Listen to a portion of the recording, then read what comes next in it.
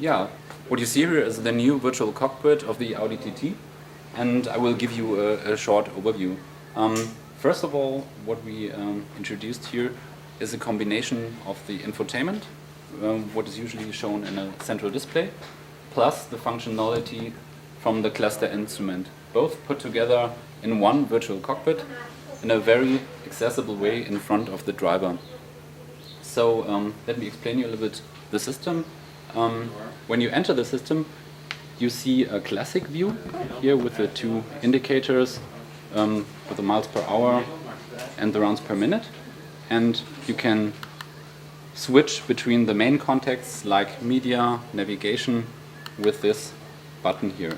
So everything that you know from current cars is accessible in a very easy way, but redundantly you can also access this with here. So you can switch between navigation, media, telephone. You still have the big indicators and a reduced view. But what is now very interesting is to switch to the infotainment view. That happens when I press the view button. So you see this stage is extended, and now you get a better focus on the infotainment functionality.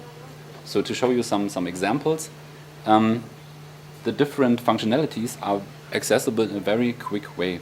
That means, for instance, for navigation, it is now possible to enter a navigation with very few steps. When you enter navigation, you're already presented the home address and the recent destinations, which already should give the customer the most probable way. So, for instance, if you want to go to Ascari Race Resort, you just scroll down a bit and press, and then you start the road guidance. When you don't find what you're searching in the list, then you can use the touchpad functionality here, and you can use in a very natural way your handwriting. Let's say you want to start a route guidance to the next Shell station. S. So you just write with your handwriting. H. B. 3 letters are enough. I can scroll down and initiate the route guidance. The good thing is you can keep your eyes on the road and use the acoustic feedback to write what you want with your handwriting.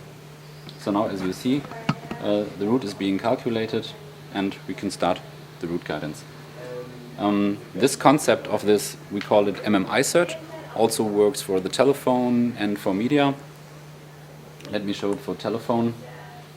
You directly see a list of contacts. So when you want to call a recent contact, you just scroll down and can start the call.